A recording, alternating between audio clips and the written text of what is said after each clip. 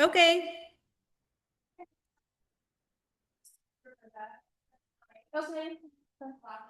I will. Okay. Ready for home tomorrow. right? Yes. Okay. Okay. Thanks.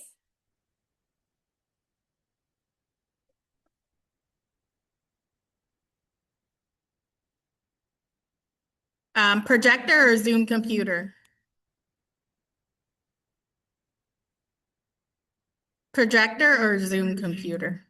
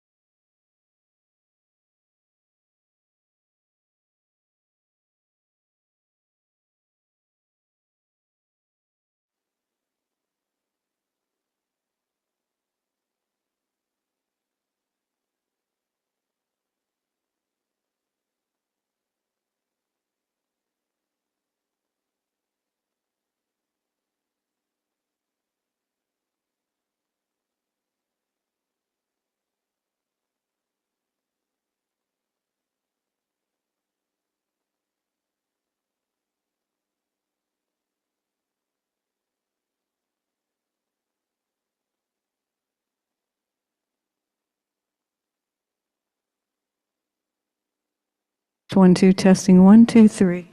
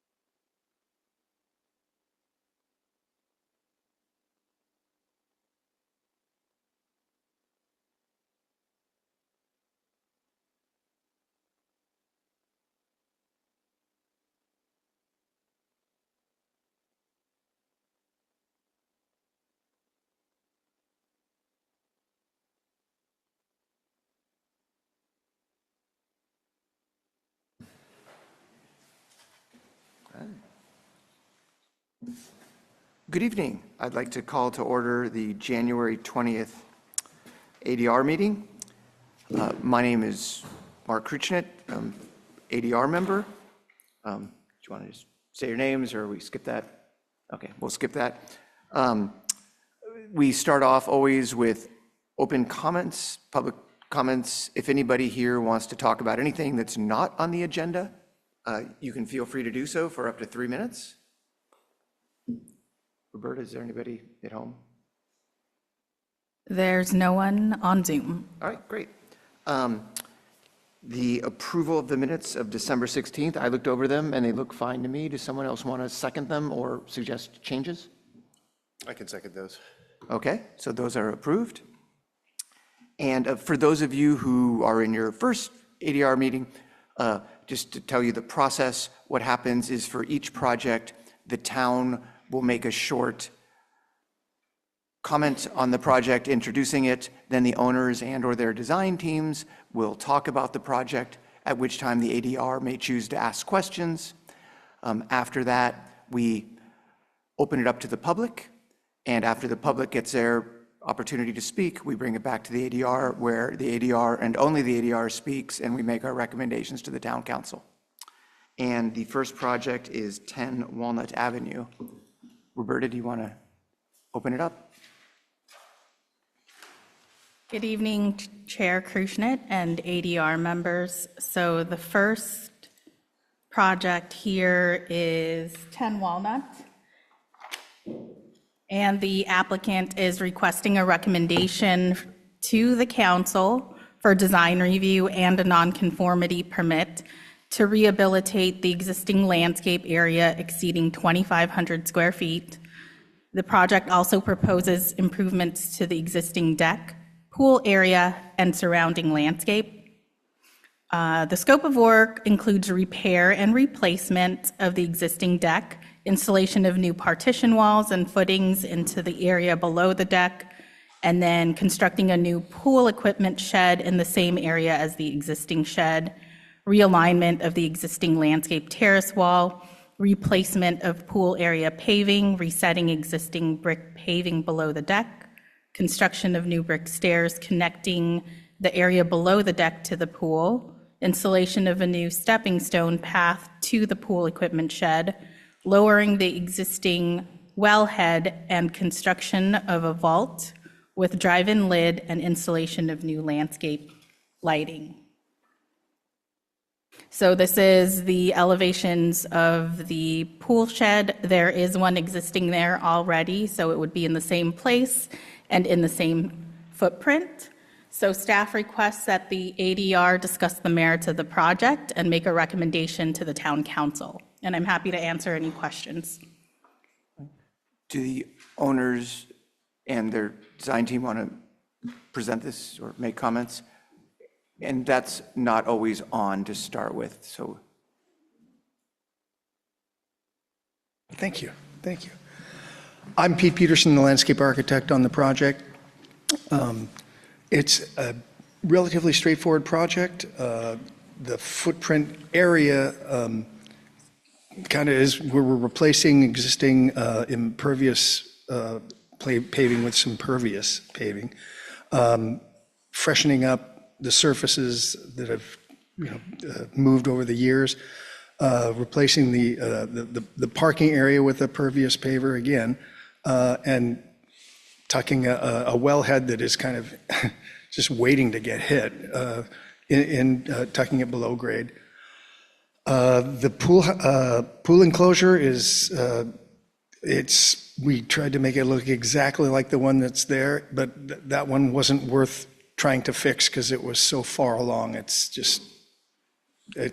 barely standing, and we want to be able to just replace that, put some doors on it, so the neighbor doesn't have to look in there anymore. And then it's just some very little landscaping actually is being done as a part of this project. It's mostly hardscape, deck repair, and some resetting and replacing of some paving. Does anyone have any questions? Okay, thank you. Thank you. Okay. Is there anyone in the public who'd like to make a comment on this project? Okay, so who would like to go first with the recommendation? Joey? I support it as drawn. It looks pretty straightforward. Good luck with it. I'm also in support of the project because the pool shed was already in the setback, so you're just replacing an existing, just to, yeah, so, great. Same here, totally support the project. Okay, I also support the project and have nothing to add. Thank you and good luck. Thanks very much. Okay, the next project is 67 Bolinas Avenue.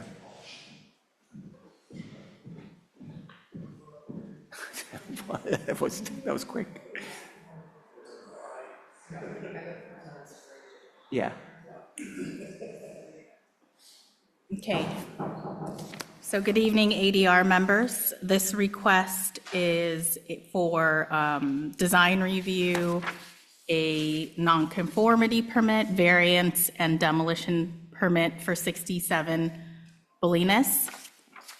And tonight, the ADR group would make a recommendation to the council.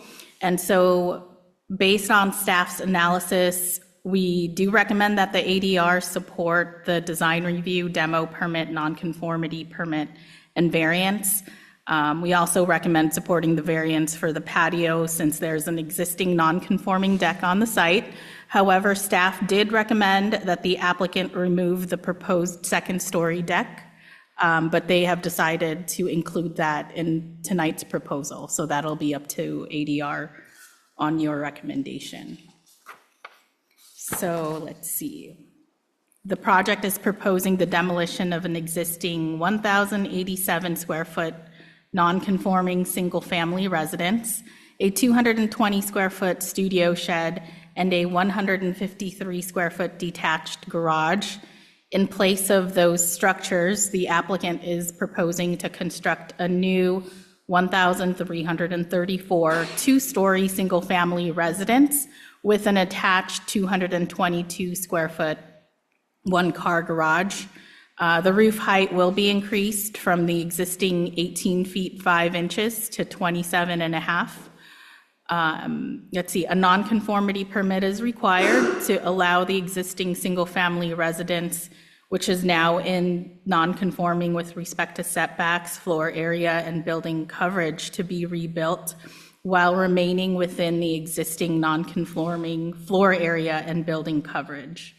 Part of the proposal is ministerial review of an ADU, which would be on the eastern portion of the residence, but that's not subject to discretionary review.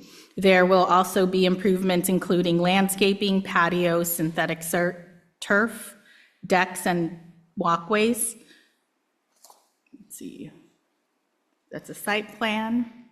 The proposed residence will feature a gray painted fiber cement board and batten siding and certainteed shingle roof, as well as dark bronze framed windows.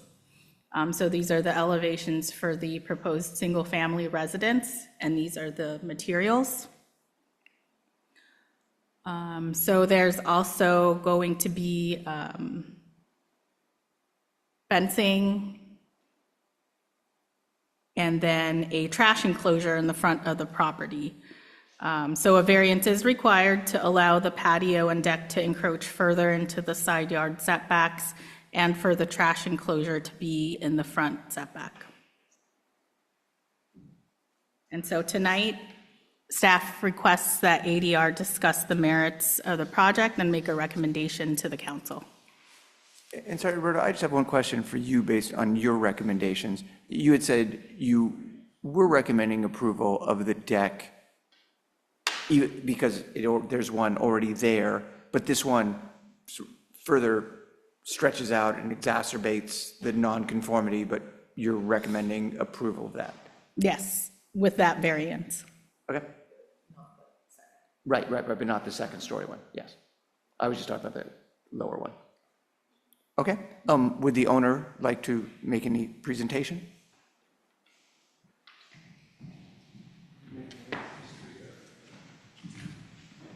Good evening, ADR members. My name is David Marlott, DNM Architecture, the architects for the project, and with me is Brad Hill, the owner. Before we get into the project, I thought Brad would just say a few words about their motivation and the context. Hi, everybody. My name is Brad Hill, and I want to thank you for giving us the opportunity to be here and taking your time to review our project. Also, Joey, sorry for you, the dogs giving you the nice welcome when you came to the house, but they enjoyed having you there. So my family moved to Ross about 2.5 years ago, and we've really enjoyed being around here. We purchased the property about 1.5 years ago and have quickly realized that 3 kids, 2 adults, and 2 dogs in a 2-bedroom house that's 1,000 square feet is a little challenging to be in. So we wanted to figure out how we can make the house a little more livable, a little more comfortable, so that kids aren't on top of each other, adults aren't on top of each other, as well as get better play space in the backyard where the kids can really enjoy things.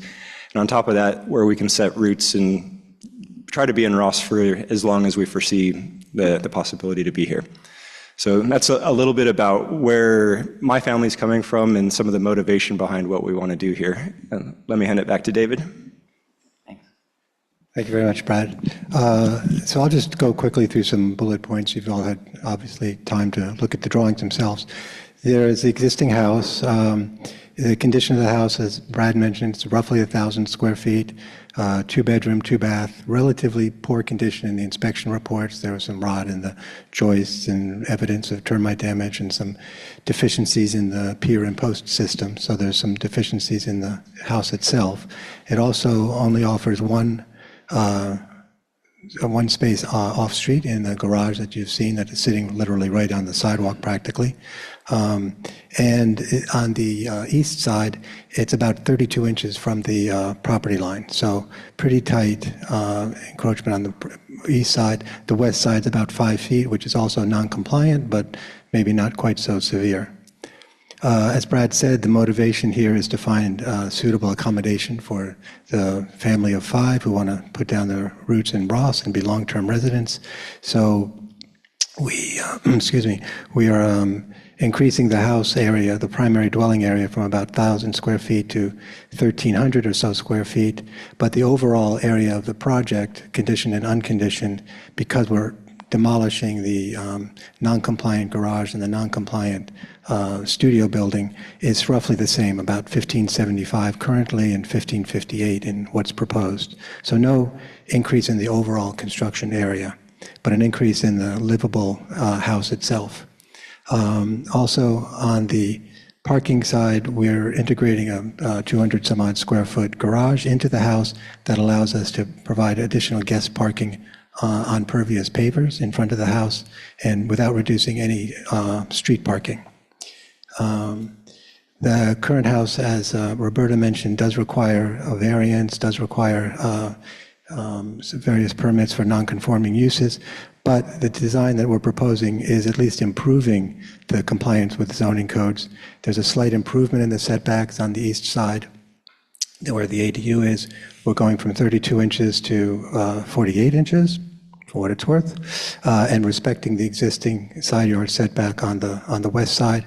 And of course, we're not looking for any kind of variance on the front, so we're respecting the existing 25-foot front yard setback, and that remains the same. We're removing non-compliant structures. We're reducing the impervious surface area by introducing a lot of pervious pavers and flagstone, and we're also reducing the lot coverage from what it is currently. And of course, then there's all the benefits of a new home. Once the determination was made that that's the smarter way to go, there's a planned 2.8 kilowatt photovoltaic system. It'll be all electric, using mini split heat pumps, obviously meeting current energy codes.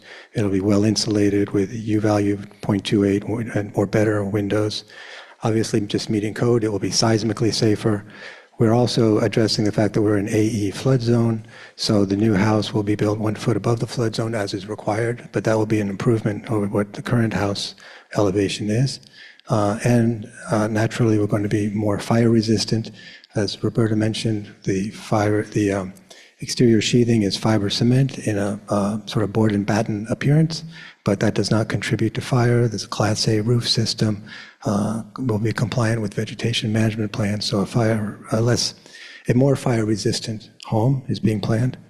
And then I guess architectural character, as you've seen from the elevations and the 3D renderings in the drawing set, we've really done our best to have a similar height and scale as other houses on the street, sort of being inspired by sort of prototypical farmhouse style that we think fits the neighborhood and fits Ross in a larger context.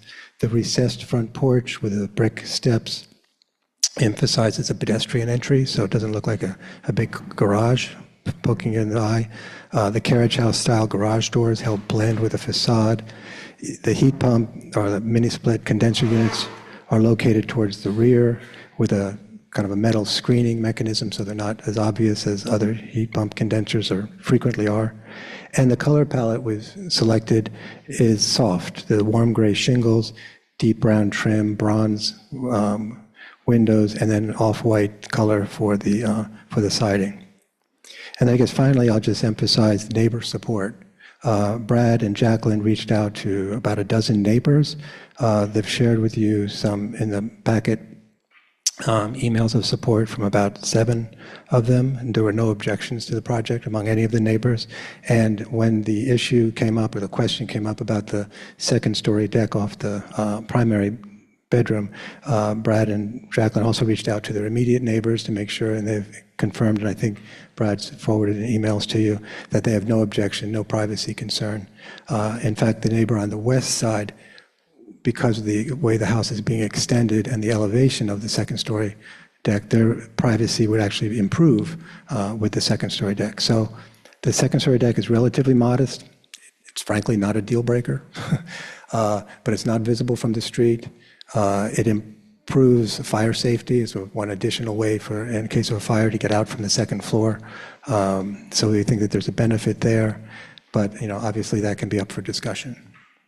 So those are my bullet points. I don't want to belabor too much because I know you've had time to review the drawings, and we're both available for any of your questions. Thank you. Thank you. Questions?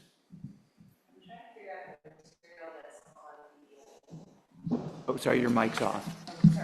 Trying to figure out the material that's on the base of the house and also that clads the stairwell on the exterior of the house. It looks like it's you have a different type of material or a more tightly spaced board and batten? Yes, it's a more tightly spaced board and batten, exactly. Different color? Let me make sure. I might have missed it listed on your. Yeah, it's Benjamin, it's a deeper color, Benjamin Moore 1611 gray tint to be exact. So it's a bit of a deeper color and it's a tighter board and batten. Okay, but it's the same cementous. Yes. Is that the same color that's on the stair tower on the side? Because I think that's Yes, it darker as is. well. Yes, it is. Okay. Yes, it is. We thought that accent would help break up the massing a little bit.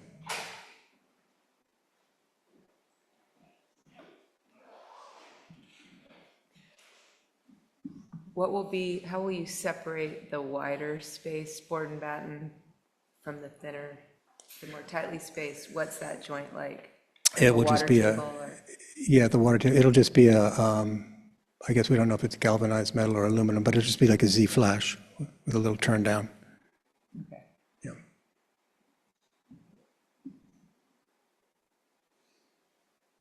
I have a quick question just on the sort of front circulation area. Have you taken a look at the turning radius? I'm assuming when you pull into that garage, if you were to back out, you might not want to back out directly onto the street, even though it's somewhat of an angle. So you may do sort of a K-turn. Is that how you kind of perceive that experience backing out of that garage? Sort of a K to the east and then pulling out straight onto the... Yeah, it's probably optimistically a 3-point turn and maybe 4, but probably backing out, turning, either the K turn straight out to Bolinas, just straight out to, directly out with a little bit of a jog, or coming out and backing up towards the east, and then coming around to go front out onto Bolinas. Okay. Thank you. I have one, so I see a washer dryer at the lower level of the landing, which is flush with the garage floor, is that correct? Yes. Okay. I would check the FEMA requirements and see if that equipment's allowed at that elevation. Thank you. I believe it is. We did run that by the planning department, but we didn't talk directly to FEMA. So Yeah. And then I have a question for Roberta. Roberta, are you familiar, what kind of opening or openings are allowed between an ADU and a primary residence? And do they need to be fire rated and so forth? But are you allowed to have apertures? You're allowed to have an opening, but it does need to be fire rated. They need to be a fire separation, but it can be a fire rated door. Yeah, okay, thank you.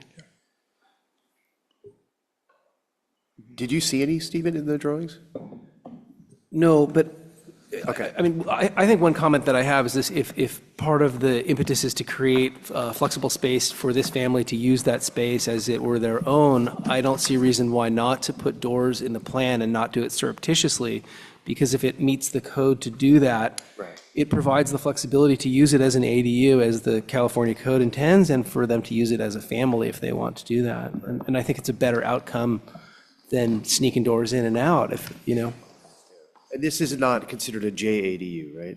Okay. No, it's over 500 square feet, so it's an attached ADU. Got it, thank you.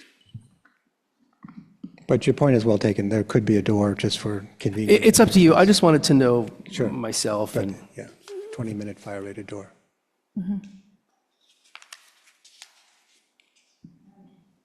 I have a question at the front that we were looking at before, the front driveway space. Did you guys explore like different locations for the trash enclosure that could allow for a more direct access to the garage? We talked about a few options. One would be in that sort of 5-foot side yard, so there could be a side door from the garage into the side yard, but that seemed to block the side yard access a little bit. Potentially, it could be inside the garage as well, I suppose. But we did look a little bit at. I think specifically you're asking, could it be shifted to take to get rid of a little bit of that planting such that you could have a straight shot into the garage? Right, I you see. could have more planting at the front. Oh, I see, I and- see. and The have- logic there, yeah. Put it on the west side of the drive and slide it up, right? So Yeah. you could straight shot in. That's what I was asking about. It's offset, which makes me think it's going to be a Yeah. challenge to kind of back in and out of this thing effectively without hitting those stairs. I was Yeah. also just concerned about that. We can talk about it as we. The stairs go are further. brick, so, you know. But it's a good point. What drove that, figuratively, I guess, is actually the curb cut is in its current location, and we didn't want to move the curb cut such that we would remove on-street parking. Now, maybe that's not getting our priorities right, but that was actually the consideration, that we thought we just won't disturb the curb configuration and the parking configuration, and the little jog into the garage just didn't feel very difficult. But I understand your point, yeah. But that was actually what drove that decision. Okay. And sorry, and how tall is that enclosure? 4 feet. It's just a fence. It's just a fence enclosure. Yeah, it looked like on the elevations, the fence like drops down some. I don't know if that was just a intentional. Well, there's like a rolling gate across the opening, so that would be a little bit lower. Let me see if I can point you to that.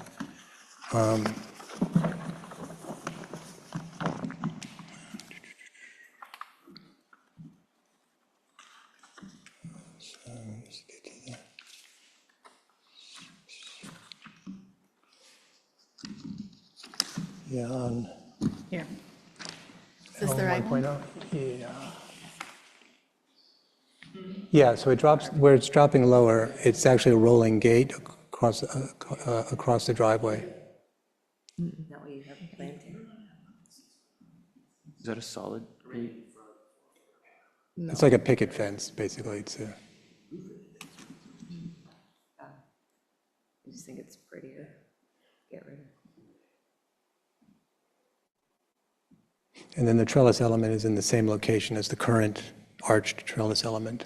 It's just rebuilt, but it's a similar scale and location. Okay, and this fence is is it painted white? Is that, okay, and then the other railings that you guys have are just cedar, right? Like finished cedar? On For the back of the balconies house. and stair? Yes, on the rear of the house. Okay.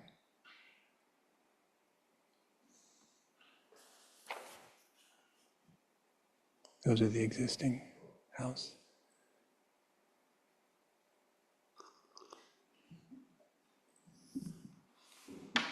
Any more questions? Steve? One more, but this is a subjective one.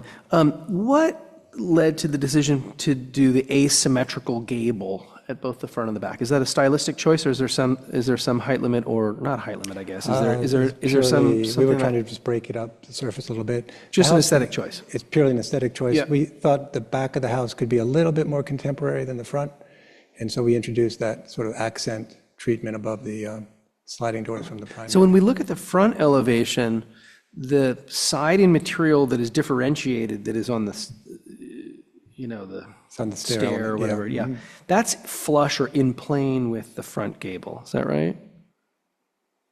No, it's set back. Is it set back? Yeah, yeah. If you look at the west elevation, Oh, I see. Yeah. Thank you. yeah.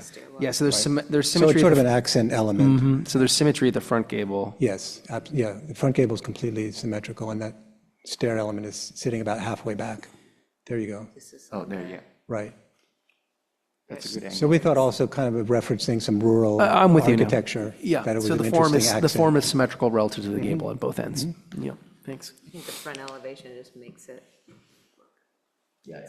Yeah, the 3D renderings on the cover sheet kind of show that too. Let's get there. Okay, thank you. Thank you. Thank you. Is there anyone in the audience who would like to comment on this? Or at home? No hands raised on Zoom. Okay. I think I'll go last, just because I'd like to hear the other members' design comments. But it would be great if each of you could just mention 3 things that Roberta had referenced: the second-story deck, the extension of the first-story deck, and the trash enclosure. Just whether or not you approve or disapprove of them.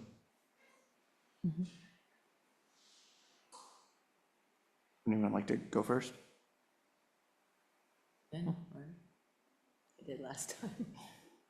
I'll jump in. Generally supportive of the project. I think it's, it's fairly well done. I think it's a good improvement for the street. I like the fact that you're respecting the front setbacks.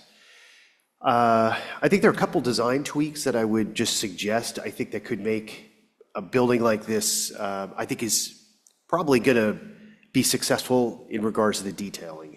So I think the details here are going to be important because it's a pretty simple massing and it's a pretty, I would say, generic type of siding. It's not, it's not all stone and whatnot. So I think one comment I would make is that detail between the lower portion of the project, the base, let's call it the base, and this upper portion, or the rest of the home, I would make that something more significant that's just than a Z flashing. I would make it somewhat substantial so that this actually articulates as a base instead of just, oh, we added some extra vertical elements in there. So I would heighten that detail in some way, shape, or form.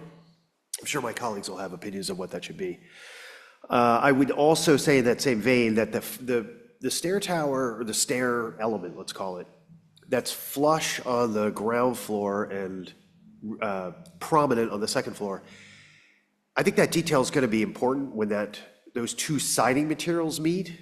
I kind of want to see some relief there, even if it's just like 3 inches of that stair being more prominent than the lower level facade, because I think that transition between the more widely spaced battens and the more tightly spaced battens painted a different color, I think that detail is important. I think you're going to see that from the approach from the street. So I would work with those planes a little bit to make that actually something that isn't just a facade treatment or a material treatment. I think there's something there that could be done that could improve that massing. I think that it's hard to support the rear deck at the full extent of the property. I think that, we're not huge proponents of exacerbating existing conditions, that need variances. So I'd pull that in. I just think that that's unnecessary to go that wide. You have an exceptionally deep lot, so if you're looking for square footage of that deck, I would pull it towards the rear yard and pull it in from the sides. From the massing of the overall building, I mean, I recognize you've got very tight side yards. I would, as much as you can make this building thinner by a foot and a half, 2 feet, to allow that building to breathe a little more with the adjacent properties, I would recommend doing that. I understand that you're kind of working with some existing massing, and that's sort of where the building is today, and you're improving some of that. But I would even tighten that up. You have the opportunity to go a little longer on the plan versus wide. So that's not a strong recommendation. That's just what I'd like to see. It's just in the lot width is tight. You're really not giving a lot of breathing room to the side yards. I think those, let's see, you said rear to upper deck, we generally are not proponents of second floor decks looking out of the rear yard. We just aren't. While your neighbors, the current neighbors may say, oh, that's fine. The next people that buy the house to the west, the house to the east may hate it. You're staring down into their backyards. They have no privacy. We generally discourage second floor decks like that. We have for the past 15 years. So I would say that should be removed. And the trash container, yeah, it's a fenced in area, that's fine. I still think it is a balance between the curb cut, the existing curb cut, and that offset for the garage. I think that's going to be pretty annoying for someone to back out and have to kind of make that bend every time. And then back onto a street instead of the K-turn. I think there's probably a way to move the trash enclosure to the west end of the lot, west corner end, and have a curb cut that's dead center on that drive. But yeah, that's an aesthetic choice. I just think after a month of being in the house and you backing out of the garage, you're going to be super annoyed that you didn't just redo the curb cut and say, we could do it as a straight shot. That's more of an opinion, I think, than anything else. But I'm fine with the trash enclosure in the front as long as it's not covered, as long as it's just a fenced area. I think that's fine. I think those are the things I was supposed to opine on. It's like, Yep, thanks.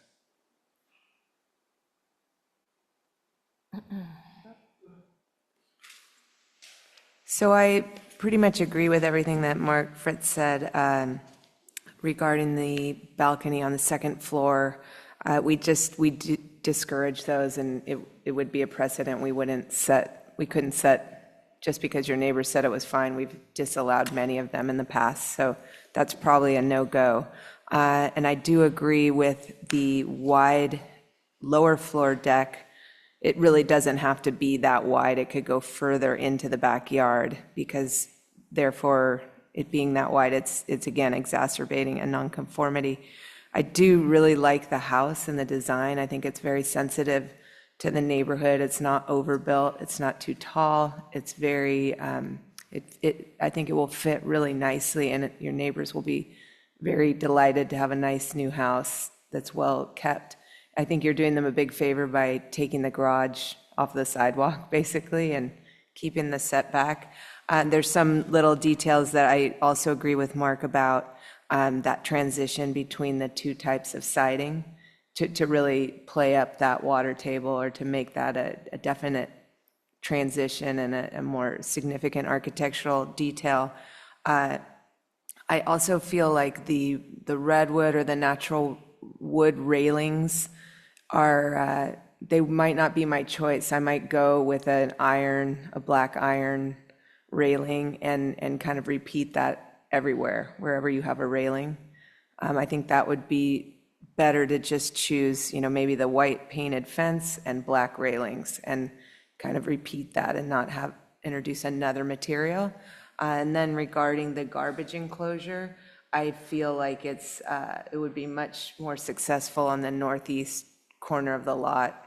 It's one way or another, it's in the setback, but for it not to be in front of your house.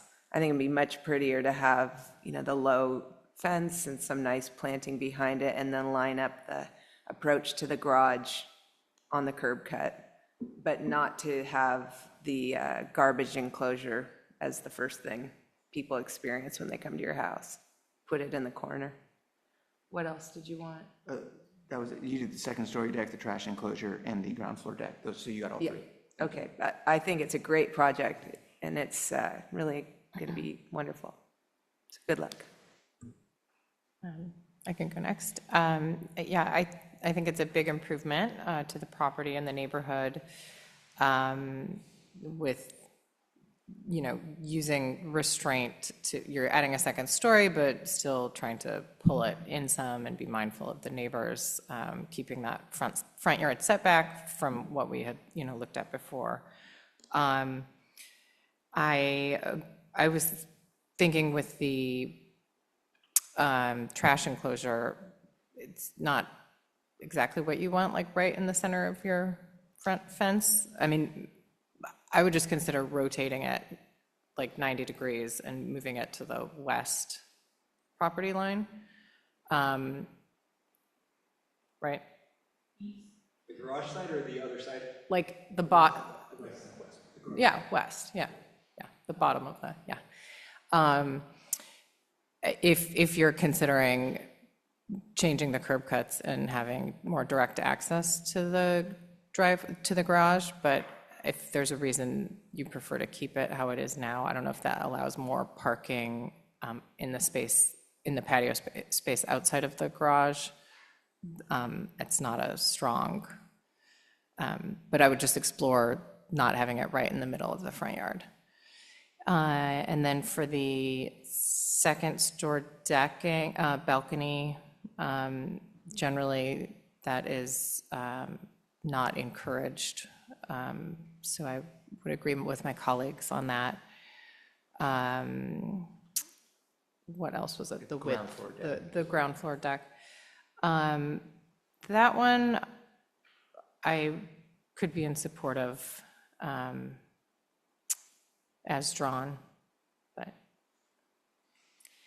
Oh, and then also just, I had touched on it earlier, the railing material as the cedar. I agree with what Joey said. I feel like just a metal, like a painted dark metal railing might look nicer. Could be worth exploring. So. Thank you. Overwhelmingly, I support the project as designed. I think it's very nice, and you guys are doing a great job. I can support the width of the house as designed relative to the setbacks, so we have a couple different opinions on that, and maybe, Mark, you can summarize, or you can add that to the list of things to opine on to give a majority, maybe. I'm okay also with the width of the deck as proposed at the living level. So, Mark, I think you're a tiebreaker there, too. I agree on the material of the railings. Untreated redwood just doesn't seem the right thing. It should be darkly stained or painted to match the front pickets, or metal, something else. It just doesn't seem to kind of uphold the high level of quality that is stated in the design guidelines. I think it would be nice, unless I read it incorrectly, to enclose the underside of the deck at the rear. It seems like it's open air. It seems a little skeevy. Just seems like some laughing there or something would be prettier in terms of high quality. The transitions, I think that's a really astute point, Mark, to create a water table. Maybe it aligns with the deck fascia or something like that. The articulation of the stair tower by 3 inches, I can support it even going 3 inches further into the setback for that. I think that's a good use of space. The second floor balcony, I do think is a privacy concern, and so I would dissuade that. Underside, yeah. And the trash enclosure. Trash enclosure, I think it's a little nicer rotated along either property line, or I don't see why, even if the curb cut is offset, why that should kind of make it difficult. I don't understand why the rolling gate is a little less high than the rest. Couldn't it be the same height? I'm not quite sure. If it could be, I think that would be nice. That's all. Thanks, Mark. So overall, I think it's a great project, and it will be a huge improvement for you and the neighborhood. I agree with all of Mark's design comments and also Joey's about the iron or dark metal railing, just to not introduce another color palette into the facade. I think I agree with everybody on the second story deck. We don't like those just because they're going to affect someone's privacy at some point. And I think you'll be much happier if you just bite the bullet and do a curb cut and get it, the driveway, how it fits best with your garage. And I would rotate the trash enclosure 90 degrees and move it one direction or the other. I do think the rear deck should be pulled in because we don't like the exacerbating a non-conformity. If that's true, which is fine to say, of course, I think we might want to give some collective guidance on how much, because I don't know that it needs to be as narrow as it is today. So maybe if we could put heads together with a suggestion or something. Put that back up? Thank you for pointing that out. That's a good idea. I thought of that before and then forgot. Trash enclosure, second story deck.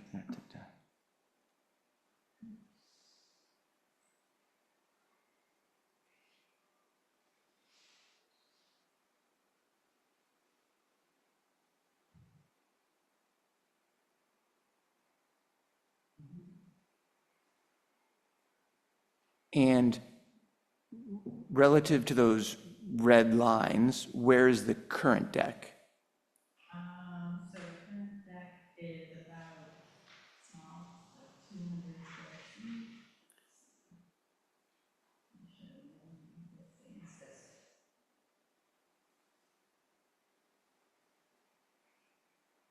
feet. I think it was on the drawing right above that. You could kind of see them side by side on sheet A11. So it looks like it's about 40% as wide as the house? The western boundary of that deck is around the setback, and then it extends eastward a bit, yeah. So the red line on the western side is pretty much right at that western side of the deck. What about bringing it into a line with the outer edges of the windows? Yeah. So that would be, this would determine the narrow width. You would have it align with the two edges. Yeah. Does that make sense? That seems good to me. I would go with that. And you could gain the square footage you desire just by going a little further out into the yard. I could support that. I mean, I do agree with covering the underside of that deck. yeah, I concur on that part. That's right. So align this deck to where? I think it's best seen in the exterior elevation. Oh, okay. Yeah, sheet 2.1, you can look at the rear elevation.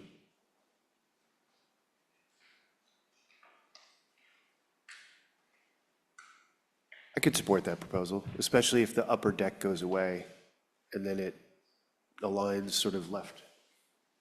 Yeah. The deck itself, and then the stairs could go off to the left there. Align it to where? So you're really just moving it 3 feet from the west side and 3 feet from the right side. essentially is what- Symmetrically Yeah, Yeah. related to the one on the right. yeah. So it's pulled in just to the windows. Yeah. To where the doors are? Yes. Yeah. So align it to here and then align it. Well, it could align with the one on the right, and then you could bilaterally symmetricize that line on the left, or you could align it with both the jambs. What do you guys prefer to suggest? Joey? My initial thing was to bring it into the edges of the window openings. On but both I can sides. also see Yeah. having it centered on the whole building back there. Oh, sorry. Forgetting. I could see it either way. My initial reaction was to bring, if we want to make it narrower and we want it to have some kind of visual rule or reason why we made it narrower, that it would be attractive to have it line up with the right window casing and the left window casing. Yeah, I agree with that. I think that's I a could nice- support that. I know Seemed it's like not a design symmetrical in the rule. building, but I could support that, yeah. Okay, so we have majority or even unanimous support on that. There was one thing I didn't add, and I wanted just to state my Please. opinion on the width of the house. I don't think it needs to be, I think we're staying in the footprint, they've already brought it in somewhat. I don't think it needs to be squeezed anymore. I was the only one who said that, by the way, just to, yeah. I just want to give it as much light and air. Yeah. But I recognize that that changes the entire floor plan, and it's not going to Yeah, happen. I know I think that, at this but- point, I think it would be slightly better if it went deeper and narrower. Yeah, I just think it agree would with be- you, but like, I'm fine with how it is. And understand all that, those houses there are really tight like that. I agree, Yeah. and I would not want to rebuild one in that same Yeah. format. So I say, you've got this deep lot, so squeeze it and pull it. And that's how I would schematically approach that, to give, you're barely getting a garbage can down that side yard. Like, you're bumping into the fence, and just practically speaking, it's super tight.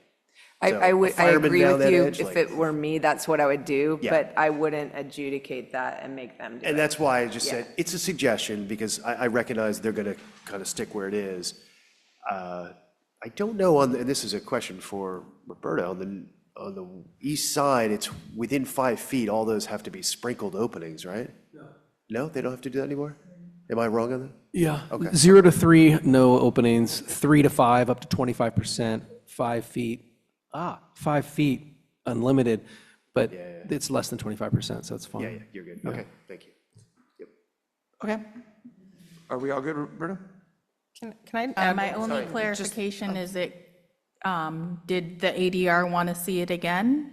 No. Okay, so just work with staff to make the recommendations that ADR made Right? before they go to the council, right? Right. Yeah. Okay. Yeah, just work with staff making those changes. And they're simple, these are pretty simple changes. Right. Right. The- But Laura has something else Just to add. one little thing I was going to add. If the trash enclosure does end up moving east or west and rotating or whatever, if it would be a good opportunity for a little more planting at the front. That's what I thought. Yeah, we really didn't talk about the landscape plan at all. In fact, is that something we should talk about? Just normally there's not really a formal landscape plan. There's landscape on here, and there's so little landscape, it wasn't even mentioned. So I think that's a great call out, Laura, that there is very little landscaping proposed in the front. There's like a tree well in the backyard. Just if anybody has any comments about that, So I think it would be good to hear some of you make suggestions, requirements for the front, because we did have an issue on Bolinas years ago where we didn't talk about it, and it ended up just being like a 6-foot wall with, Yes. 2-inch high plants in front of it. Well, this has no setback from the fence to the sidewalk at this point. I think it's pretty much adjacent or right on it. So there's no planting in front of it, but there's a little bit of planting in the middle, as Laura's pointing out, behind it. So that, I do like that idea of moving the trash enclosure to the north or the east or the west so that you get possibly a little more planting. Ideally, the trash enclosure would be inside the garage. I mean, I thought your point there, that's really where you want it, out of the front yard. Right? I mean, Yeah. all of us would probably say, like, if you don't have to have it in the front yard, you can get it out of there, Yeah, well, I would just put it all the way to the top of this, up to the east. up to the east probably. Well, because if the driveway is on the west, or really either side, it doesn't matter. Yeah. But the rest of it should be planting. So in that area, and now, so the trash enclosure is no longer there, what is that, like 20 feet-ish of frontal area behind the fence? Probably about 15 feet, yeah. 15 feet. Yeah. It seems they should have something there that's, 3 to 4 feet tall, at least, behind their fence, planted there. Yeah, there's some proposed, sorry, I can't read it here. You have some proposed plantings right behind the fence in the center, adjacent to the trash enclosure. But that's another reason to move the trash enclosure, just to get a few more plants up front. I'd say something similar to how we have it today. We do different plants, but Yeah. like all across the front. That's right, yeah. I just think it'd be nice for you to have that buffer, because you're not providing that buffer in front of the fence, right? The Well, fence Mark, is- do you want to make the suggestion I would that make we the push the fence suggestion- back some dimension, a tiny bit? I did go up and down Bolinas Avenue, and there are a number of fences that are right on the sidewalk, Okay. and I while I like to have that buffer, I don't think it's, as long as they can provide it on one side or the other, I'm okay with that. Because if they push the fence back, you're really tight on getting a second car into that drive. So I didn't feel like that was an appropriate request. I'd love to see it, but because this lot's so deep, I'd push the building back another 4 feet to get that space to the public, but I don't know if I could really strongly make that recommendation. Yeah, I think I'm fine with just some planting there as you described. Yeah. Joey, do you have a thought on that? I mean, Normally, we do require a landscape plan that has a lot more detail than this, but I think since it's such a simple project and that, if Roberta could review that there actually was, that you had agreed to plant certain types of plants, a certain diameter, not like tiny little plants, but so that when the house is finished, it has a nice look to it. That's just not a picket fence with a bunch of hardscape behind it. So you would probably want that for your own home.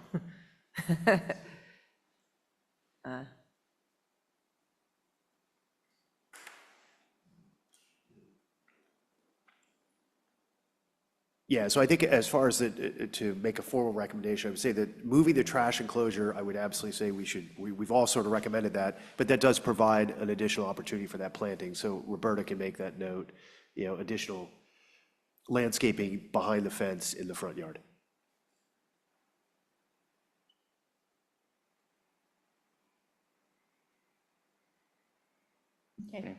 Okay, thank you. Thank you. Okay, the next project is a conceptual design review at 325 Upper Toyon, whose driveway we've been on multiple times. There've been a lot of projects there. Like, yes, I've been here before. Good evening, ADR. So this is a conceptual advisory design review to demolish the existing guest house and construct a new 2,875 square foot guest house and gym at 325 Upper Toyon Drive. So I'll have Greg come up to the podium and I'll share your presentation. Good evening. My name is Greg Gotze. I'm the architect for the project. Just to clarify, it's 2 lots, so we're making application for a single-family dwelling where there was, in practical use, an ADU, but on a separate lot. So our application is actually for a single-family dwelling on the one lot, and on the other lot, the application is for a gym. It's a large piece. So we can go to the next slide there. That's the application. There it is. Up one for me. There it is. So the survey was broken into 5 sections. The 2 sections we're going to look at is the SU2 and the SU6. So you can see it's a long, narrow property. It's kind of at the top of that Toyon neighborhood there. The SU2 is one we're focused on first that has the existing structure. It's a 1970s structure that's roughly a 30 by 40 that we want to demolish and improve to a single-family dwelling. It's a family of 3 boys and 2 parents. One of the boys is autistic, and the plan is for this single-family dwelling to be a permanent house as this young boy grows and is not likely to be independent. So we can go to the next slide. We'll focus on that SU2. This is a zoom in of that. Boy, it is hard to see from here. So there's a little rectangle there that's the existing buildings. That's the existing survey that's kind of right there in the center of the property. It has a carport that jumps towards Upper Toyon Road. And it is an existing non-conforming in terms of setback. And we'll be a little clearer on that in the coming slide. You can go ahead. So this is the red square. There's a zoom in again on that existing structure. So the red rectangle there is the existing non-conforming house. And then the orange is the survey points for the story poles that were located about a week and a half ago. So if you were to drive Upper Toyon, you'd see the story poles now, and they're located at those corners. We're pulling the new structure off of the setback, which is one of the requested variances. The setback to the, would that be to the north? which is that property line there. We're requesting about 2.5 feet farther away from that setback. So you can go to the next one there. And so this is see, if you're able to zoom in, that'd be great on that structure. So I'm trying to highlight here with some colors so you can see the green line that kind of crosses right through the structure is the setback. The sort of darker green line would be the 25-foot setback on the front and on the side yard. So the existing building is way over it. The proposed new building is less over it. We're hemmed in on the side there on the bottom of the screen there. There's that lighter green curve. That's where the grade starts to drop off and run downhill really fast. From that direction, there are no views from any location, high or low, of any other properties. You cannot see any houses from any place on that view facing. You're facing Mount Tam at that point, and you cannot see any neighboring properties. The property runs downhill very quickly, very fast, until it gets to the road below, and the vegetation and the grades are such you cannot see a neighbor's yard. What you have at the bottom of that screen, though, is another easement that is that little magenta double line there. That's a sewage easement that we have to stay off of, and so we're tight to try to rebuild this building with the grade constraints, the sewage easement, and then, of course, the existing setbacks. So you can go on to the next one there. In the new development, we're trying to be thoughtful of impervious cover. So we're also using what's there now for the lion's share of the driveway that leads up to this. The existing building is a blacktop. We want to remove all that and replace that with a pervicrete or impervious paver, or excuse me, a pervious paver, so we can do a better job with percolation on the site. While the new building is slightly larger, our impervious calculation goes down. So that's the residence there. Okay, then we've got elevations to the four sides there. So the number one elevation in the top left, that would be the one that would be in the setback of the existing neighbor. We've tried to be thoughtful about having as little windows in that direction as possible, and wall elements to just alleviate any views or privacy concerns. The one next to that at the upper right, that's the elevation. We would probably call that the front. That's from the long direction that views the rest of the property going towards the main house. And then you can scroll down there. There you go. The elevation in the bottom left corner, that would be just inside the courtyard. This section is cut, so you're just inside the courtyard, so you see a little fountain element there, but from the public right away, you would actually see the backside of the little stucco wall there. We're pulling architectural features from the existing structure, which is a Spanish revival, and then the final elevation there to the bottom right. That's the elevation that would face Mount Tam, where we do have some balconies that are above existing grade. The lower one is at existing grade. This site is coming down very fast on that side. So we have outdoor steps that go down to that lower room. It's sort of a lower personal staff room. And then that main grade is at that lower deck. So it's a two-story building with a basement. So we can go on to the next one there, and we have a few images. This is an important image. So this is from the neighbor that would be closest to the requested variance on the setback. And we did this just in the rendering phase, just trying to position the building properly behind that fence as you would see it from the driveway of the neighbor.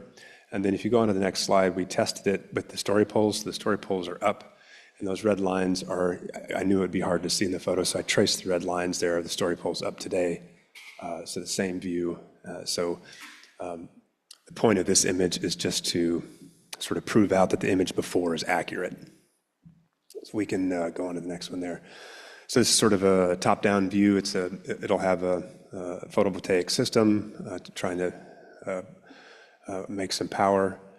So to the right is Upper Toyon Road, which is a fair bit lower than the front area at that point. As you go into that driveway, you come up and up and up. So those 3 vehicles that are parked there are 8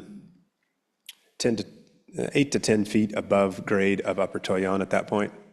And then so to the left would be toward Mount Tam, and then straight up on that picture would be toward that neighbor where we're requesting the variance on the setback. So you can go on to the next one there. Just trying to orient you. So here's you're floating in a drone. Mount Tam is behind you, and you're looking back toward the structure. You can go to the next one there. Rotating around, you started getting the feel of it. There's a lot of vegetation on this property, and so we're doing our very best not to disrupt existing vegetation. You can keep going down. So now that's sort of floating over Upper Toyon. So running off to the left would be the existing main house structure. That's the drive entrance that's sort of in the bottom left corner of the picture. And then you have a T right as you enter. You're going uphill as you come in, and you swing around to the right for what we're planning the parking. So you can keep going down to the next one. So this would be from the property where behind us in this picture would be the main residence, and you can see how steep the grades are. That's a pretty accurate representation of the outdoor stair that would go down to that lower basement level. You can keep going there. And then this would be from that parking area that would be at grade of the main residence there.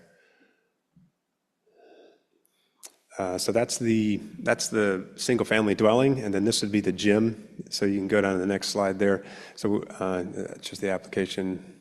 So this is that same survey we started with before. You can see we're on the other side of the property, and it's from the SU2 rectangle over here to the SU6. We're going down, we're dropping maybe 20, 25 feet. So we're going down, down, down, down as we go to the other side of this kind of long, skinny sort of ridgeline property. So you can go on down to the next one. We'll look at the SU6. So this is that survey is existing. What I'm wanting to point out here is there's some existing garden beds down there, but the red line is the property line, and the neighbor has, on this survey, one structure that is actually over the property line, but in reality, there's another structure that's over the property line, and there's a third structure that is within the setback. So we've got 3 structures, one of them verified over the property line, the other one is very likely over, and the third one is within the setback. What we're proposing is a building kind of right where those garden beds are, so you can go down to the next one there. So this is that same surveyor's mark of where we've surveyed for the story poles, the red line again being the property line, and that red box being the shed that's over the property line.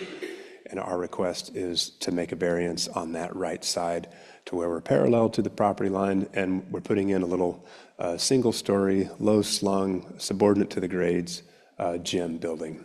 And so this is kind of the larger development plan. It also includes a playscape that's all within the setbacks, and some garden beds and some things for the kids. The family wants to garden. The family wants to enjoy time with the kids. So those 2 things are sort of pulled together here with the gym kind of at the last stop. So you can go on down to the next one there. And sorry, could you go back to that last one? And the green line, that's a setback? That's correct. That's the setback. Yes, sir. Is there some reason you just don't build the whole thing in the correct side of the setback line? Well, there's a lot of existing vegetation, so all those little circles are existing trees.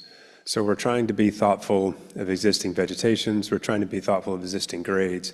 What's not very clear on this particular image is on the approach to this building, is quite steep, and we get a little bit of a flat zone as we get closer to the property line. And so we're doing a better job with being subordinate to the grades in the existing site by encroaching the setback and having a low-slung subordinate building within the setback, but really better sited. We sure could pull it off the setback. It just will be, it'll be more disruptive to the existing grades and the existing vegetation. So we can go on down to the next one. So this is your plan. It's just an open gym building. There'll be some equipment and a little bathroom and a little refrigerator and a sink. That front little area is just a little courtyard kind of sunken. Again, the grades are tough, so we're trying to create a little flat space right outside of a bifold glass system that isn't immediately coming uphill. We're trying to mitigate some of those grades there. So you can go on down to the next one, you can see the elevations. So it's a low building, simple gable, stucco, one little window, again, facing the Mount Tam direction, which is where it drops off quickly, and there is no visibility to any other properties from that direction. And then the other windows, of course, facing back up the property. That middle elevation to the right would be the one that would be facing the fence that's in the setback. And then here's a little top-down sort of drone as if it were built. The trees are accurate. The vegetation is accurate. And so you can see we're nestling that building in the vegetation and grades as much as we can. You can go on down to the next one there. A few more just sort of context images of how this would see. You can see how that sidewalk and stepping is flat and stepping and flat and stepping as it makes its way down to that last little flat spot. You can go on to the next one there. That's it. Oh, that may be it. Okay, great. Any questions? Okay, so here would be a great time for people to not just have questions, but also, since it's just conceptual, also any concerns or recommendations of changes you think should be made. Can I ask a question of Roberta? So what's on the property now, and from a how many homes standpoint, and how does the proposed home fit into what's allowed from a zoning perspective? So right now, it's a single-family home, and then this house is a guest house. But are they on two separate lots? That's correct. So they're on two separate lots. Yeah, so it's a new single-family home for this Exactly, lot. exactly. Is the zoning controls Right, situation. Yeah. right. Okay, thank you.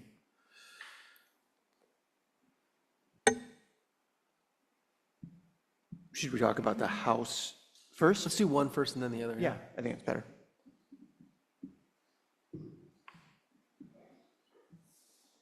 I talked last time first. You guys can opine on what you think about this. For the house, it seems fine to me. Like, I really don't have many concerns about it. It seems like you're pulling it slightly out of the setback relative to the other building. I don't think so. I mean, relative to setbacks, I don't think so. It might be fine. It might be the best place to put it. It might be substantiated by variance findings, but do you want to pull up in the site Yeah, plan? maybe I only like a foot or two. misinterpreted the lines. Yeah, it's like a foot or two, I think is. Is it just a foot or two? I think it's much larger in the areas of nonconformance, but maybe I'm No, misunderstanding. he was saying that they moved it away from the current setback by a foot or two. That's correct. Just in one dimension, though. Yeah, only the one near the road, I think, the road. Can you go to the proposed, and is there an outline that is discernible of the existing on this diagram? There's not on this diagram. Okay, so on this, okay, so now that it's larger. There are some arrows that point out a few things. All of this is in the setback. Outside of the setback area, yeah. This. Okay, so this is the existing one that's right here. So that 14.2 is where we are here. Okay. That's one dimension. Yes. But this is all new and all in setback. Correct. Existing, there's a carport that we intend to demolish there. So this is the main addition to where we would need the variance. Yeah, the variance would be, as far as non-conforming is closer to where we're existing in the direction of upper toe, we would be in that section. And here we're non-conforming, we're pulling off. Okay. I think it would be extremely helpful to have the two superimposed upon one another. I should have done that. This, on the left-hand side of that is the direction of the closest neighbor. That's Is that correct. correct on this drawing, right? Because That's sometimes correct. this thing rotates. Yes, sir. So then, yeah, so that is a lot of mass you're adding to the corner of the lot as opposed to going along with what the setback should be. It's that it's Getting not a story taller. It's the story taller. Yeah. I think that's where the concern would be, what I would have a concern is that it's, from a one-story building, and you're kind of putting it back in the same place, maybe mitigating some of the issues, but it becomes two stories at the part that it's still in the setback, right? On that, Roberta, would you go to that diagram of your stone? Sure. The two-story just is contained in that orange section. So this is a low single-story courtyard. It is within, it's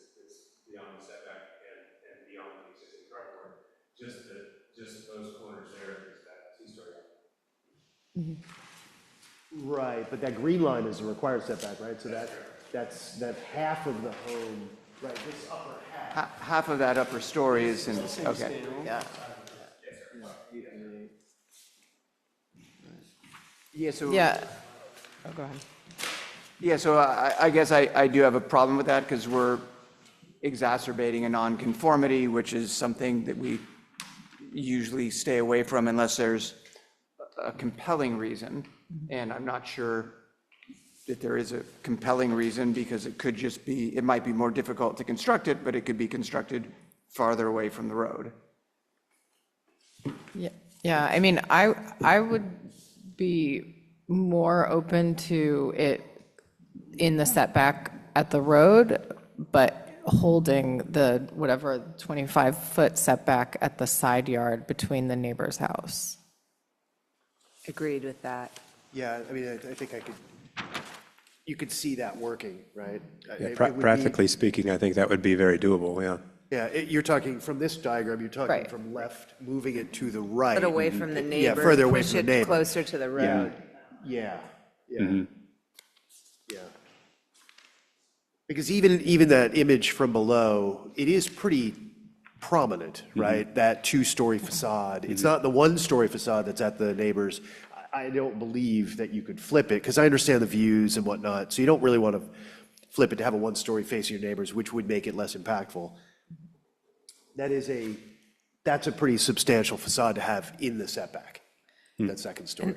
And Also, another- usually a variance is usually granted because there's a hardship, like you have nowhere else to put it, and it's such a tight lot. This is a huge lot. You can kind of play around with it. It would be hard for us to make the findings for a variance, which is what we have to do for setting a precedent.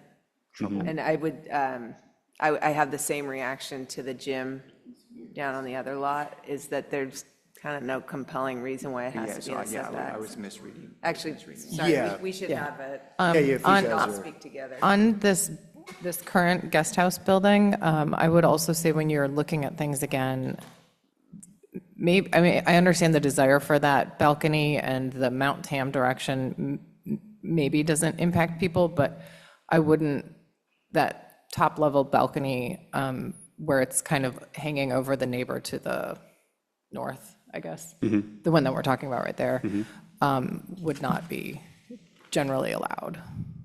So, I'm sorry, just to clarify, not this balcony. This one, but if there's a way where the circulation isn't coming up at the neighbor's side and it doesn't like look over their property, like we talked about at the earlier project, right? Yeah, there's an outdoor stair that circulates to get to that second level. If the building was located so that it was not in the setback, is there still a variance required? That's just an honest question as far as the development rules for this town. If this building was moved to the south like you're describing and it was not in the setback to the neighbor at all, and say we're still requesting a front yard setback, but we're not requesting a side yard setback, am I out of compliance to have the vertical circulation on that north side? I think the stair's less of an issue that you were Yeah, talking it's about. more Really just like the second story the deck. deck. Yeah, the patio on the second story. Right, I was, Right, but I feel like that's less of an impact because it's circulation space versus the patio, which is, gathering space. That's just a way. I was thinking like if there's a way of having the layout where it's not open on that side. Yeah. Like have a wall between the side property line and the deck? And move it? Or are you saying Or not- the volume just of not have a the, deck over there? Which is, I- it's a second story deck looking down at the neighbors, which, right, like we've said earlier in this meeting. Right. We typically oppose, just, always. But it's just that bottom left corner of the deck, which looks over the neighbors. The rest, as he was pointing out, is dead on to Mount Tam, and there's no neighbors at all. So if there's a way to maybe this. rotate the house or something so that that bottom left deck is not over the neighbors. That's just something we always discourage. Yeah, like I think what you're saying, Joey, what I'm interpreting is you're saying basically get rid of the left half of that upper deck, the way we look at it. And if just the right part was the upper deck. Looking out toward Mount Tam, it wouldn't matter that it's a second-story deck. With this style of architecture, there are also elements you could put in to sort of block that view to the neighbors, right? So they're the, sort of freestanding walls, sculptural elements that you could utilize to further limit that view to that neighbor's home and vice versa. If you pulled it in, I would still do that. We also haven't even complimented you on what a beautiful home it is. Yes, I was going to say, This would be a beautiful. really amazing home Yeah. to live in and enjoy, and you've done such a really great job of echoing the home on the other lot. Yeah. So I commend you for that with all the finishes. It looks like it will, I could see this being very beautiful. I think we just have a hard time with the setbacks. Yeah. Specifically for me, it's the Thank you. second story in the Yeah, setbacks, which the fact makes that it's it, now a two-story building in the setbacks makes it even worse than what's there. yeah. But I do like the massing, I like the materials, I like some of the details you've got in there. I think that patio piece is really nice, it's a nice entrance. It's really quite well done. Slide it to the south, I think is what you said, and then, minimize that second story deck. Those would be my major comments, I think. I don't know if you guys had any others. Any others? It's at the bleeding edge of the height limit, so you should be careful about showing the height limit. It's not shown, I don't think. It is 2 inches below the height limit. Yeah, but I'd like to see it on the sections and sloping with the land. Yes, sir. We do have those completed. I did not include those in this presentation, but we do have them completed. We've identified what we're calling existing grade, and we're measuring from there.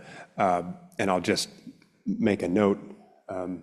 I've run across this before in how jurisdictions or overlays talk about existing grade.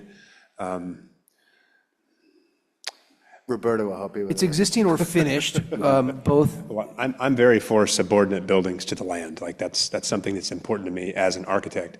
I'll just make a note that I have experienced a lot of funny business on what you call existing grade, and the way this jurisdiction defines existing grade is putting the existing grade all the way down where the last courtyard is on my basement.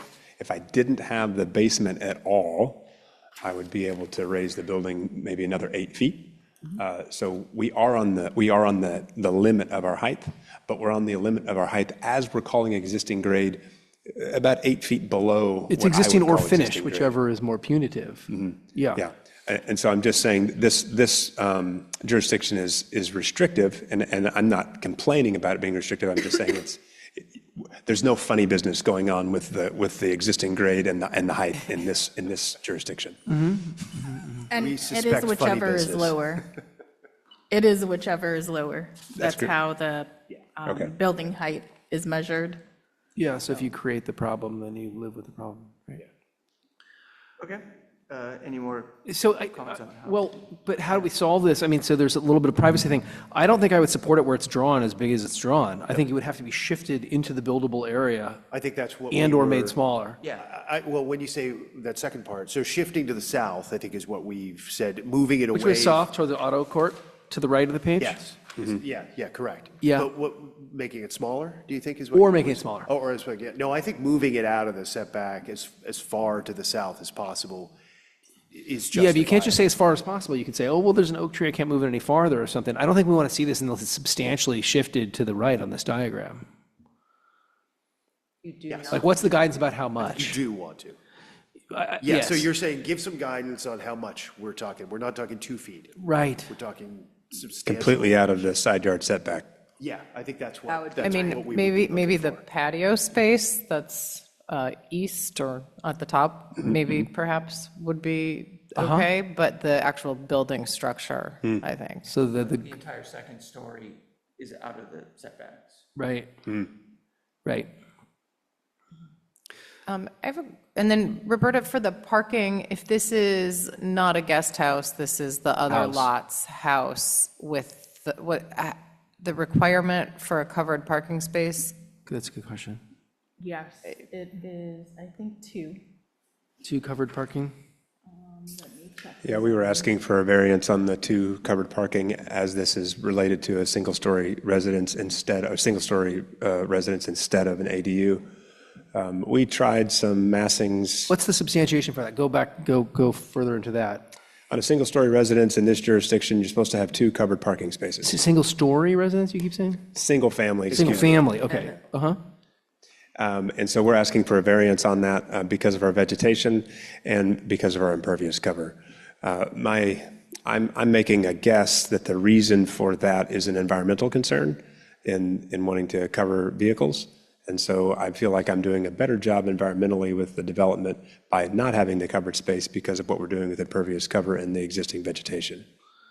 I think the purpose of the code is to not see cars like MTV Cribs or out on the streets. But maybe substantiation is there's enough privacy that you're just looking at your own cars. Yeah, that's very private for sure. We did a massing with a covered space in the location where the cars are pictured now, and it was like an ugly dog. It was just What if you did it this where sort of the ancillary EV structure. where the EV chargers are? Yeah, that's where we put it. Yeah, Exactly. If you come up the little hill, and it would be a detached garage. It was a detached carport, and Right. it just it was very distracting from the massing of the building itself, and so I started with that because I of course in any review I want to request as few variances as possible, and so when we got that, I mean we were going back and forth. Is this an ADU or is this a single family dwelling? And we felt like we were going to do a better job in maintaining code and rules by making it a single family dwelling. And so I designed a carport, and the owner said, that looks terrible. Well, it does, but we're trying not to ask for another variance because the setback variance was kind of. But having a bad design outing isn't substantiation for a variance, you know? No, it No, isn't, and but. what about a nice-looking garage with beautiful garage doors, not a carport? Oh, it was that beautiful. Somehow connected, maybe it could be connected to this Spanish-style house with some sort of a breezeway. Yeah, it's just it's a big massing, yeah, and it's entirely outside of the setback. The parking is beyond the setback completely. If the lots were joined together, you wouldn't have that parking requirement then? Yeah, Is there but a reason? I'd be too big for an ADU. Yeah, it'd be too big for an ADU. It has to be a single family dwelling. Yeah. Yeah. Hate seeing all those cars in front of your pretty house. Yeah, it doesn't fit the Yeah. definition. Yeah. It's such They a are cute, they are elevated from the public right of way 8 to 10 feet, so you cannot see them from Toyon, and they're beautifully covered by the vegetation. We'd be cutting down some major oaks to go ahead and build that little garage.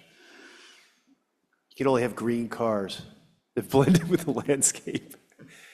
I don't know, I think you might have to come with you might have to study that further. I mean, I'm sure you've done it, but I don't know. I have some renderings of them I can show you. Well, I think It's again, hard to justify it when you have such a large lot. there's no and hardship. There's no hardship. It's just like, we don't want you to design an ugly building, Yeah. but we also don't have a reason to say you shouldn't have not 2 covered spots. In other jurisdictions, I've requested a special interpretation. Do you have interpretations of code where you can interpret things at your own discretion, or is that outside of the bounds in how you operate? What would the interpretation be? Well, the intent of the code. So if the intent of the code, as stated here, was to not see vehicles from the public right-of-way, then we would prove that you cannot see vehicles from the public right-of-way.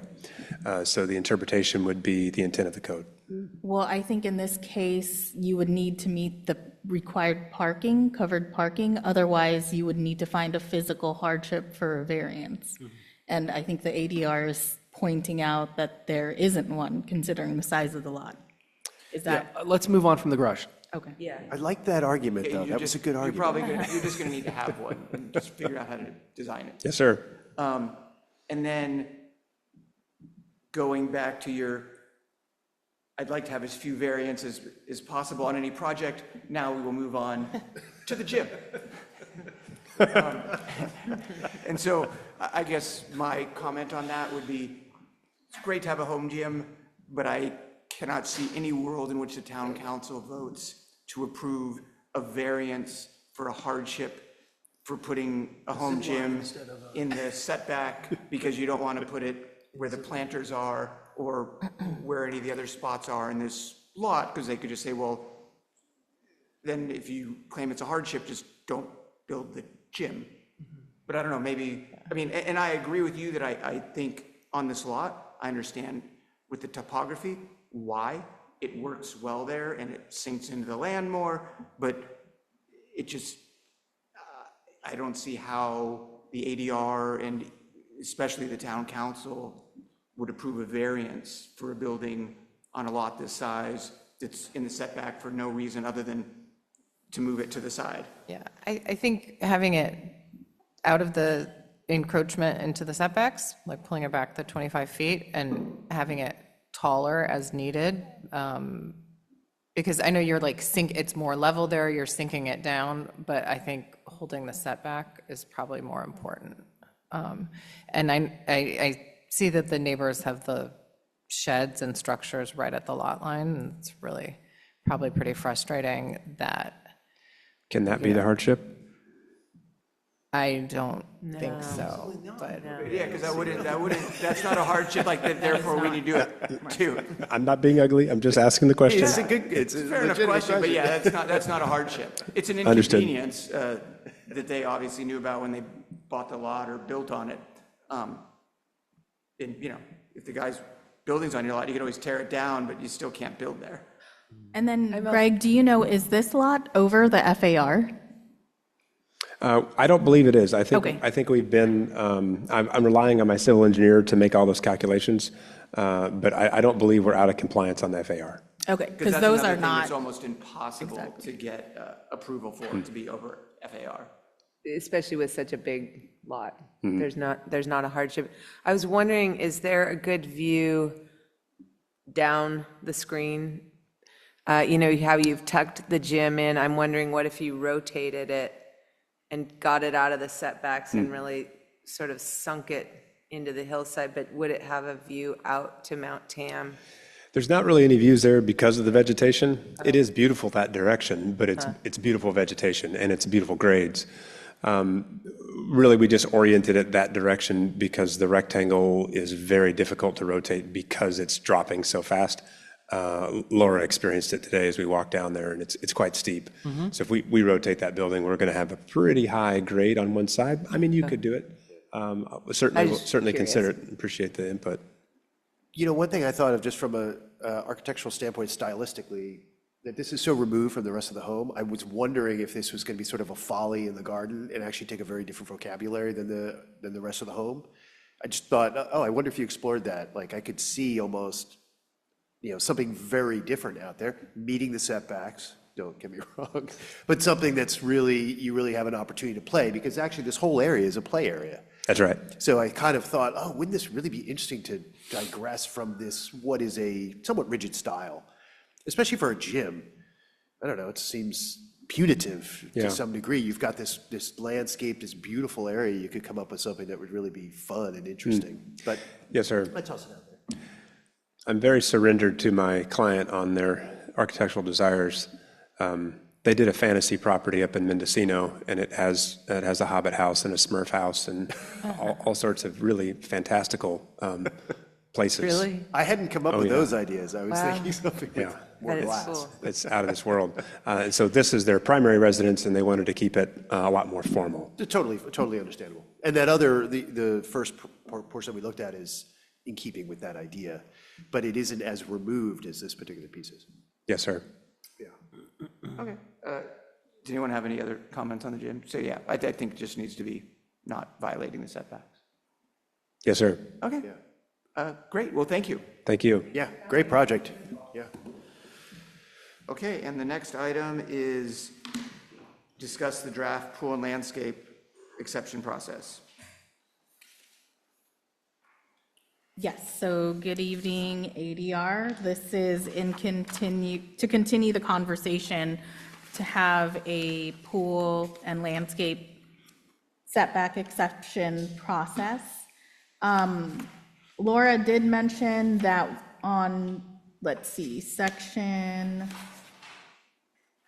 on the applicability section, it includes pool equipment and associated screening or enclosures. Maybe we got that wrong and you didn't want it to be part of the 10 feet. However, the town does already have a minor exception process that would allow pool equipment and this kind of thing to be in the side and rear setbacks. So we were just trying to include it since we figured if someone was applying for a pool, they'd likely be trying to apply, they would need to put the pool equipment somewhere. If you have any changes to this or need more time to look at it, that's fine. But the next step would be for you all to make a recommendation to the council, and then staff would bring that to them for their consideration. I think I need a little more time to read it and review it to make sure, and then would we just email you our comments? Sure, or we can just bring it back on the March meeting and you can make your recommendations then, if that's. Okay. Is there a February meeting? Oh, I meant the February meeting, Oh, yes. okay. Which is like a week early, right? The 10th or something, I think. Right. Oh, so about the February meeting, it is a week earlier. Right now, we don't have anything that's ready, so that might be canceled. Good, because I won't be here then. Shucks. Okay. Maybe I'm missing it, but you had typically been sending out calendar invites for the meetings, right? Oh, I haven't. Let me do that. okay. I'll do that. Really? I mean, I can add them in, but I did, it was great. Yeah, it was nice. I've never had one. Oh, yeah, you got I it. just want to get Just ignore them. straight what Laura was referring to. Okay, so it's on the first page after the definitions. Really, the definitions was just including adding landscape features. So we wanted to define that would be, maybe I'll just This is briefly page go 11, over. I You want me think, to put Joey. it up on the screen, or what's helpful for you? It's I see. page 11, I believe. Both. Okay. So then it would be, landscape features means anything that is constructed or erected upon the ground, including pools, spas, landscape features such as decks, patios, fireplaces, seat walls, and hardscape areas accessory to a pool or spa located on the portion of the site containing planted areas and plant materials, including trees, shrubs, lawn, flower beds, and ground cover, together with decorative elements such as walks, benches, patios, terraces, water features, and the like, suitable for ornamentation or screening on the site or use on the site.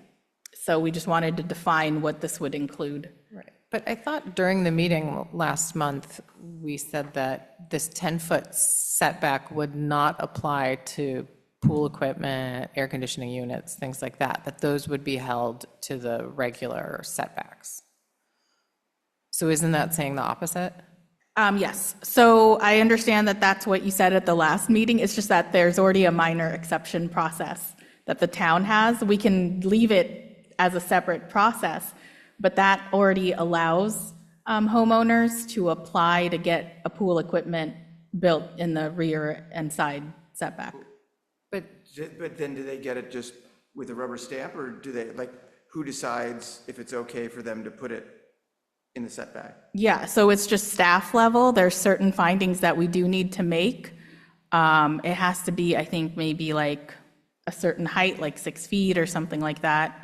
There's certain requirements, but it's already staff level. But shouldn't that be required if it's encroaching into the standard setbacks? So this was a process already established, you know.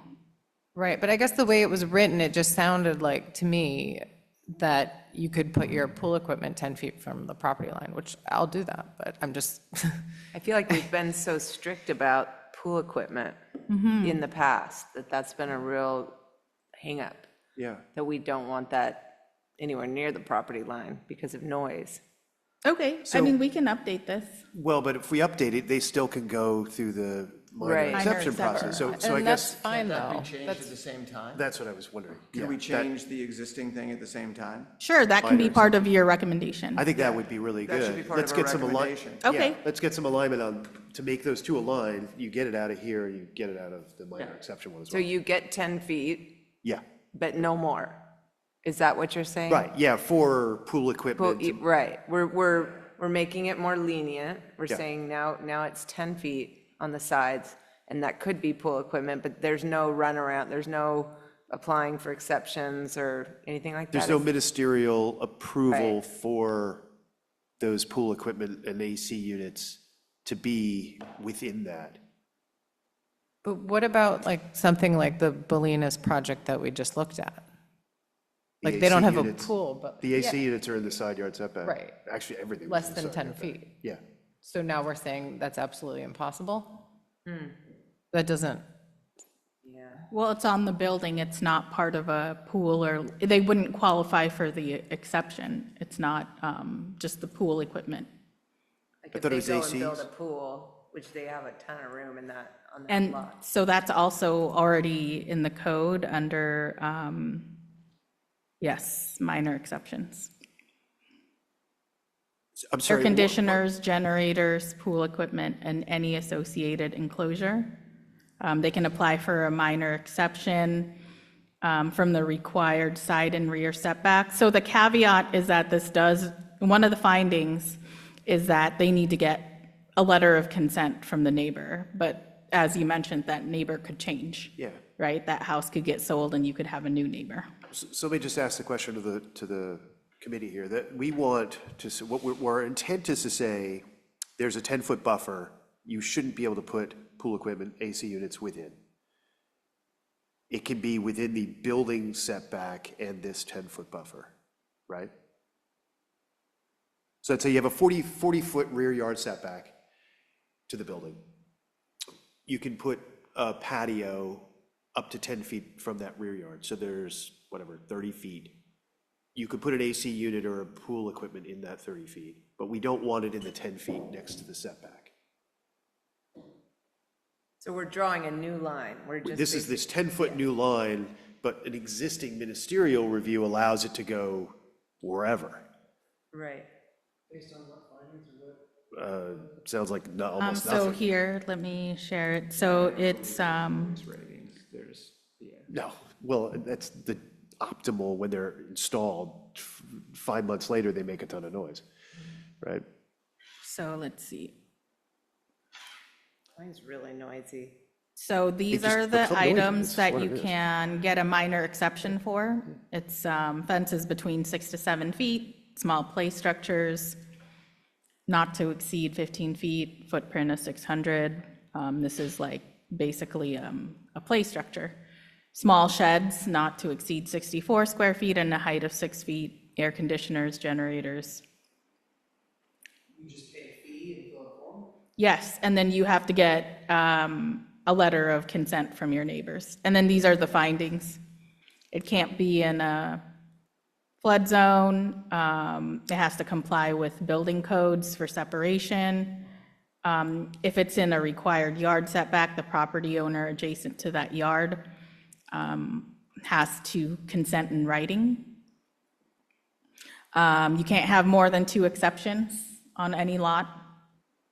So I guess this was on the books since 2013.